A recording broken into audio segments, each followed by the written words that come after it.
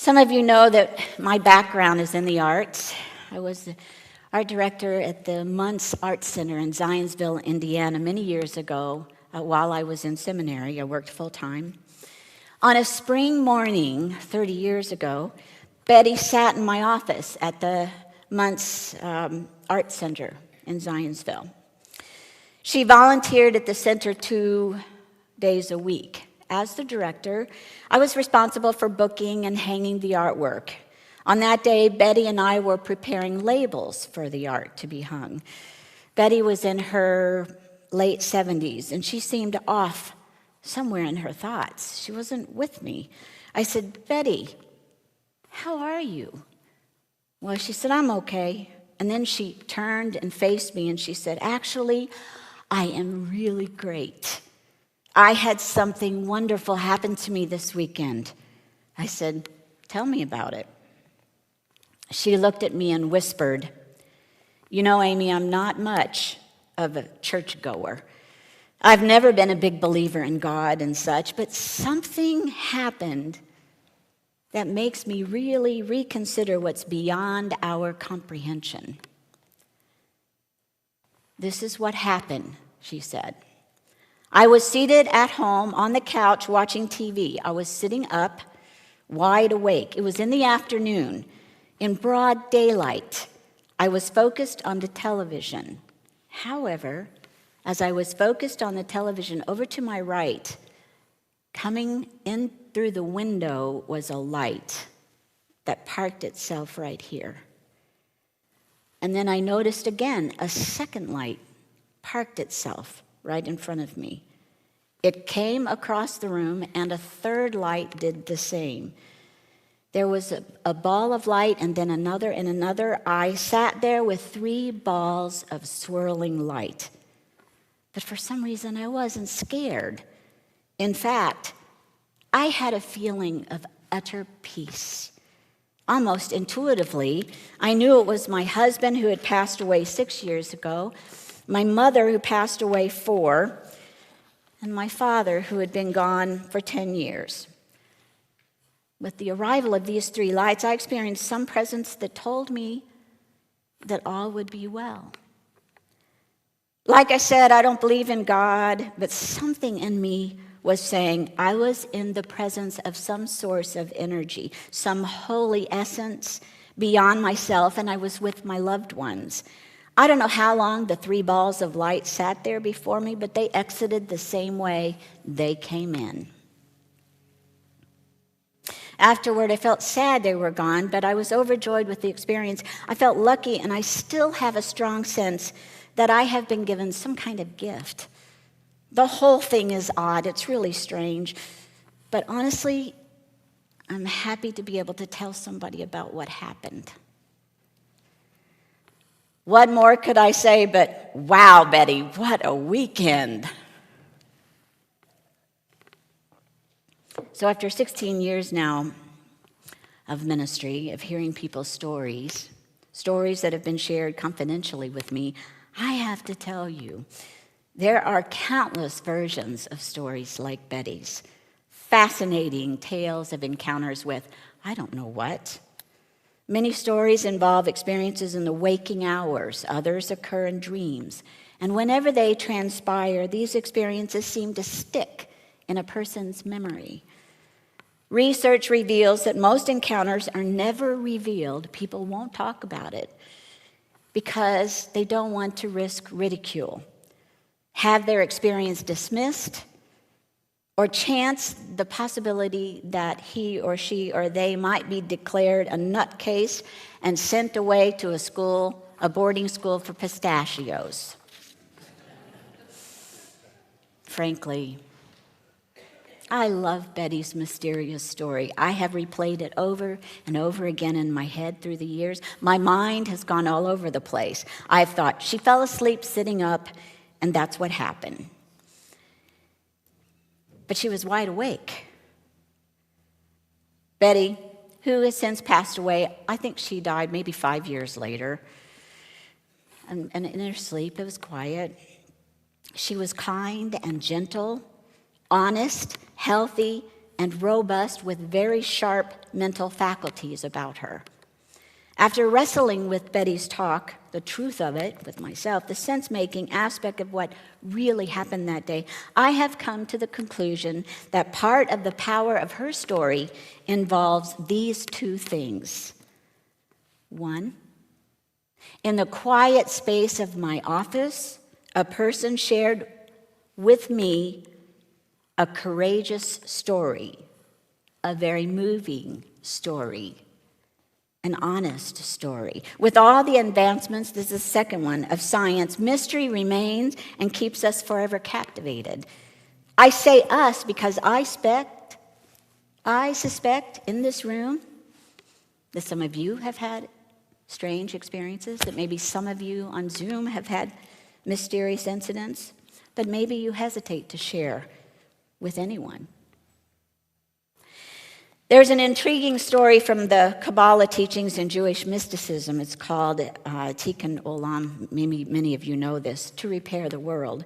According to Kabbalah legend, God in the form of light was said to have been contained in two vessels, but God was so big that the jars burst.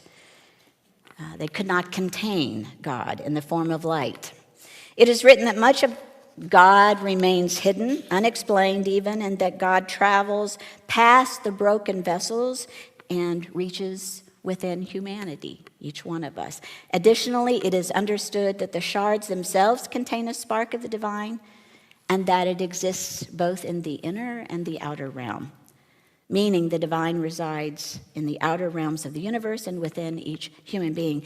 That spark from within each person can only be released through service to society, through helping those in need, says the story. Judaism teaches that each of us houses a spark, but, quote, the divine spark lies hidden beneath our layers of self-centeredness.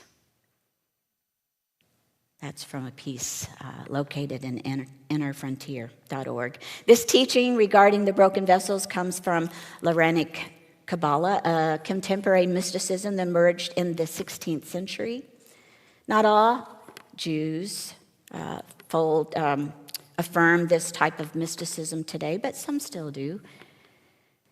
Mysticism, it's the pursuit of communion with, identity with, or conscious awareness of an ultimate reality, divinity maybe, spiritual truth, or God through direct experience, intuition, instinct, insight. Referencing Betty's story again, what do we think of a light coming through a window and stopping in front of an individual's sight? What do we think of a light that enters and lifts a woman's spirit?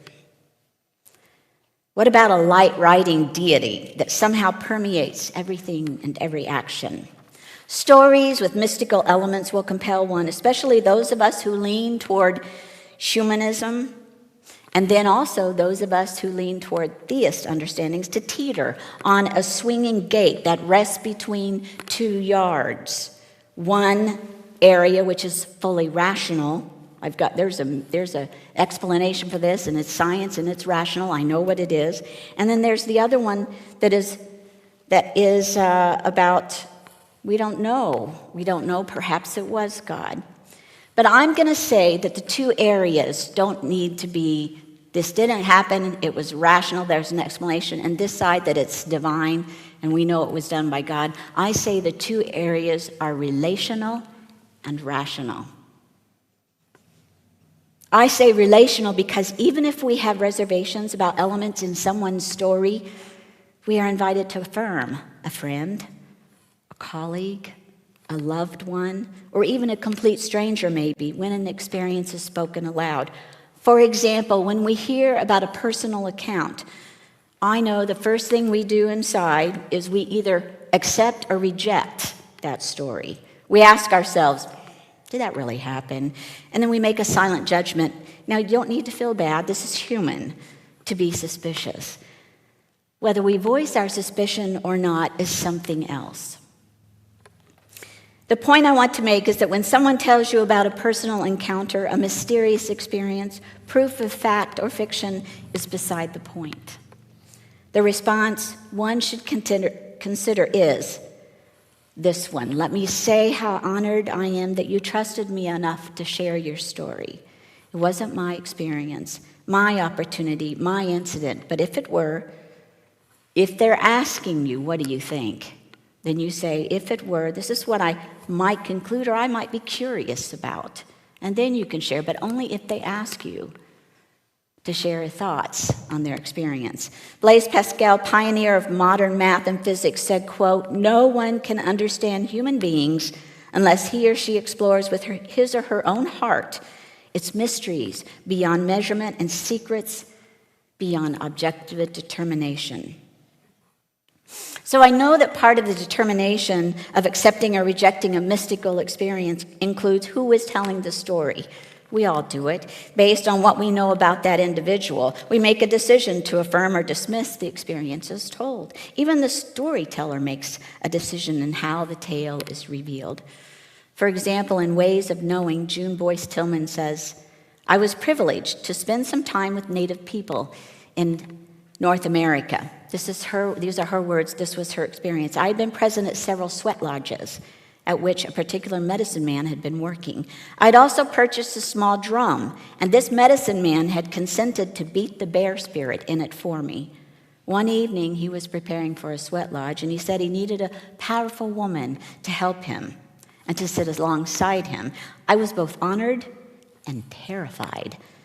But he said he would help me with the ritual, and so I agreed to the role. The first round of prayer took place, and he concluded it by saying, 'Now June will sing a song about the eagle and the sunrise.'" Can you imagine if you were part of this, how terrified you'd be? She said, "It was here that I thought I'd met an insurmountable problem, but I remembered the songs that I had heard. Each phrase started high and then went lower in order to bring the energy of the sky to the earth. So I started each phrase high and took it lower, singing about the eagle and the sunrise. It was a powerful experience for me," she said, "and my voice seemed to come from a place of power deep inside me I had never experienced before. With the prayer round ended, we met outside in the cool night air, and he said, 'Great song, June.' I was about to say that, of course, I had to make it up, and then I remembered from my previous conversations with some of the women singers. In this culture, everything is given not as the creation of the individual, but from the Great Spirit. So she said, I replied, the Great Spirit gave it to me when I was in the lodge. For her, she opted for the relationship and remained curious about how she felt in the sweat lodge and where the song came from. Wendy Cotter, who wrote a book titled Miracles in Greco-Roman Antiquity, says, every narrative holds within itself clues to its own interpretation. The delicate and painstaking task of reconstructing authorial intent for a story requires a recognition of the author's every appeal to ideas and images he or she has presupposed as obvious to the intended audience, which is what this woman did. And this principle is just as true for the narratives we designate as miracle stories. To unlock the meaning of the story, we need to contextualize a story within its world. Telling a story in context influences its believability, which is such a subjective process. There's also the difficulty of transcribing a mystical story in mere words. Sometimes words are simply not big enough to hold the meaning of an experience. When trying to grapple with an occurrence that feels like an encounter with something, maybe a higher power, author Dosette Siskin, in a book called Mysticism, wrote, our language is the product of a world of numbers and of individuals of yesterdays, todays, and tomorrows, and is most usefully applicable to this world. But our experiences have it that our world extends beyond that here is another transcendental world. We come from a long line of transcendentalists, Unitarian Universalists.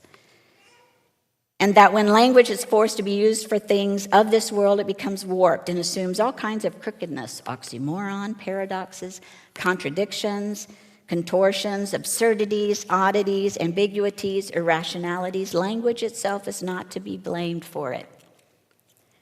It is we ourselves who, ignorant of its proper functions, try to apply to it that which was never intended. Maybe some of you remember Paradiso in the Divine Comedy series. Alighieri said, "How incomplete speech, how weak when set against my thought.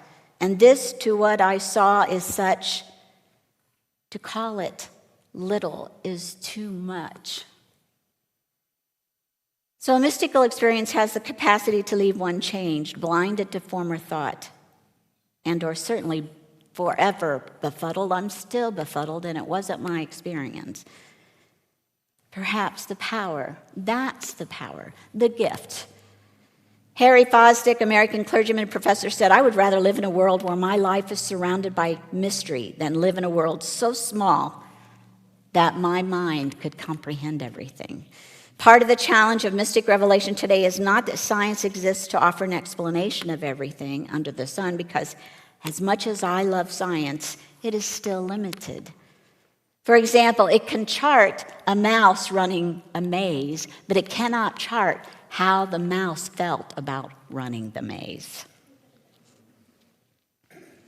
The mystical experience remains a mystery. It may be true for the teller, and that only the person experiencing it can know the totality of the encounter.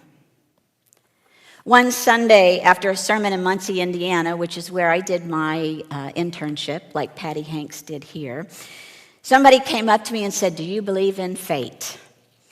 I said, "I believe we can't entirely know everything. I believe in mystery beyond our comprehension."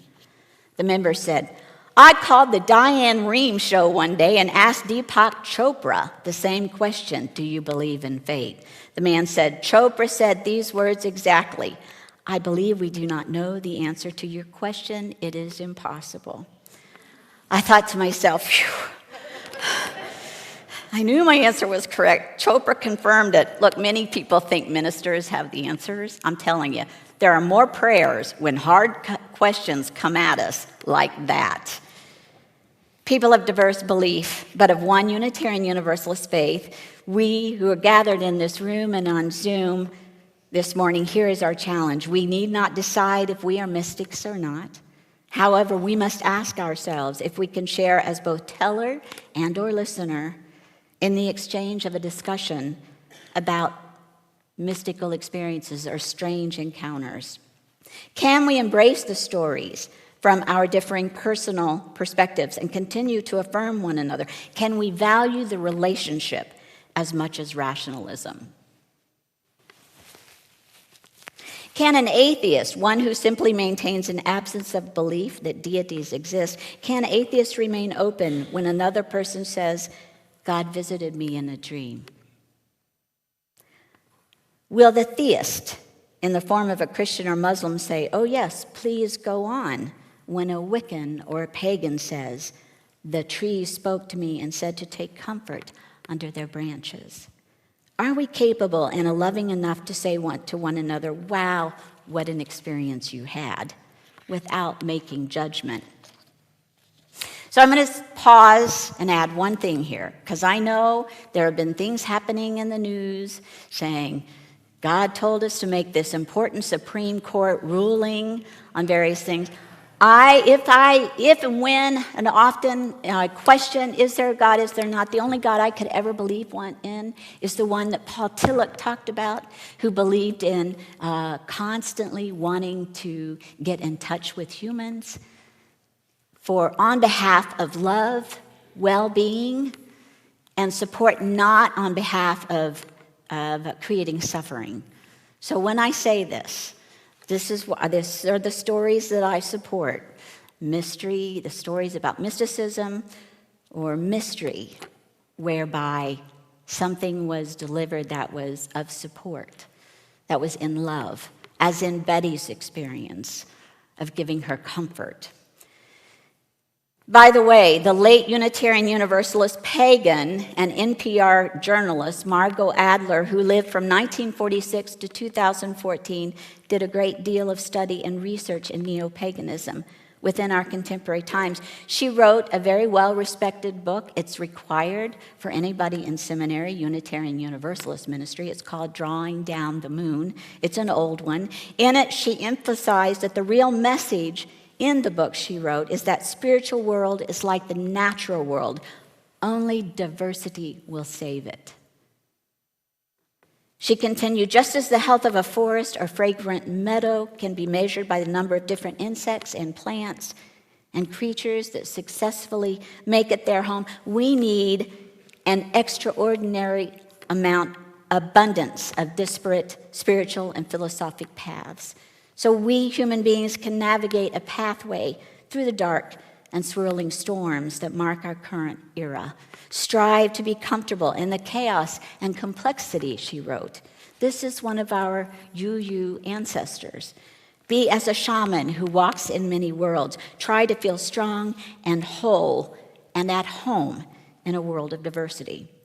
So, as you all know, in our UU Article 2 list of values centered on love, pluralism, when you see this slideshow, you'll see a picture that looks like a blossom with love in the center, and it has different petals. Pluralism is one of those petals. It's listed as one of the most important for our faith tradition, together with interdependence, equity, generosity, justice, and transcendence. Pluralism is listed. What is pluralism? We celebrate that all are sacred beings, diverse in culture, experience, and theology. We covenant to learn from one another in our free and responsible search for truth and meaning. We embrace our differences and commonalities with love, curiosity, and respect. May it be so. Amen.